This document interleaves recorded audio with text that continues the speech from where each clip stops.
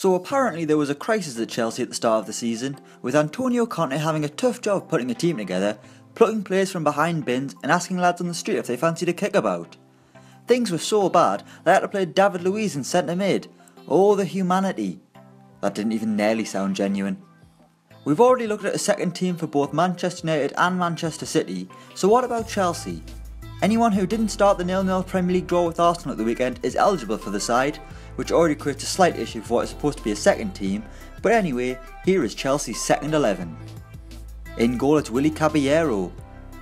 The Argentinian goalkeeper has been a number 2 ever since he arrived in the Premier League, so I'm sure he'll be expected to be in between the sticks for the Chelsea second side, especially when he's behind one of the best keepers around in Thibaut Courtois. It's not like last year when he was back up to Claudio Bravo. This side is off to a decent mid-table-ish start. At right back we've got Davide ZAPPACOSTA. Yeah, Antonio Conte loves his 3-4-3 formation, but we're going with a 4-2-3-1 here, the original hipster formation. Italian defender ZAPPACOSTA is a new arrival at Stamford Bridge, scoring on his full debut against Qarabag in the Champions League in what was definitely a cross, no questions asked. ZAPPACOSTA is a solid acquisition by Conte, and I don't think it'll be too long before he actually replaces Victor Moses in the first team. Centre back is ANDREAS Christensen. The Great Dane has already had some Premier League football this season, and was seen as recently as last weekend when he had to come on and fill the David Luiz-esque hole in the Chelsea defence after the Brazilian decided he fancied an early shower. Having spent the past 2 seasons on loan at Borussia Mönchengladbach, the 21-year-old is more than ready for Premier League football and is a great backup for the Blues, who need centre-halves on hand with playing 3 at a time, and with 2 of them having tendencies to see red this season. He's alongside Antonio Rudiger. The third player in this team to have moved to Stamford Bridge this summer, Antonio Rudiger joined Chelsea from Roma for an initial £29 million. That's a lot of money to be backup for most of the Premier League campaign, because I can't imagine Antonio Conte wants to veer too far away from the 3 centre-backs who helped him win the title last season. But with the addition of Champions League football, Rudiger will get his fair share of games, and Chelsea's second side has got a great pair of centre-backs. At left back it's ABDUL RAHMAN. Okay, I'm certain this lad has been sent out on loan again this season, but apparently not. RAHMAN is very much still a Chelsea player, despite being seemingly nowhere near the bench, let alone the first team. Maybe Antonio Conte just forgot Rahman as a Chelsea player altogether. Maybe the Ghanaian hid in the showers while all the Chelsea players were lined up to find out who was going out on loan this season. Or maybe he's just unfit, who knows. On the right of midfield it's Eden Hazard. This is where the team is totally wrong, because on no planet is Eden Hazard in anyone's second team, but the Belgian was on the bench against Arsenal as he continues his comeback from a broken ankle. One of the best players in the Premier League, he'll soon be back in the Chelsea first team, meaning Pedro Willian will drop to the bench, so I suppose you can just pick one of those for this team if the thought of Hazard being in a B team is too offensive.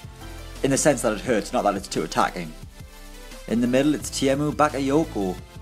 Back to the summer signings now, and Bakayoko wasn't a cheap one, with Chelsea paying Monaco £40 million for the midfielder, as the London club got in on the everything must go sale that happened at the Ligue 1 club, who sold the majority of the team that won them the title last season. Described as the complete midfielder by Didier Deschamps, it initially looked like Bakayoko would take the match on the team once the Serbian left for Old Trafford, but the 23-year-old is having to wait in the wings, with Cesc Fabregas currently having the honour of accompanying N'Golo Kante in the middle of the park instead. Next we've got Danny Drinkwater. Speaking of N'Golo Kante, his former dance partner Danny Drinkwater is in the middle of Chelsea's second team as he awaits his debut with the club following his deadline day move from Leicester. No one really took notice of Danny Drinkwater until Leicester's title-winning campaign, where his partnership with Kante took Ranieri's side to the top, and then when the Frenchman joined Chelsea, it became very clear which player was the key component.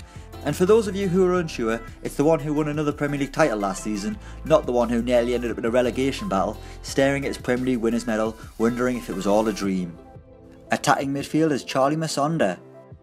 This young man has just made his full debut for Chelsea, scoring in their 5-1 Carabao Cup thrashing of Nottingham Forest on Wednesday night, and the young Belgian will be looking at the cup competitions to get first team opportunities, because it seems very unlikely he'll get a place in the Premier League team, as Conte goes in search of back-to-back titles.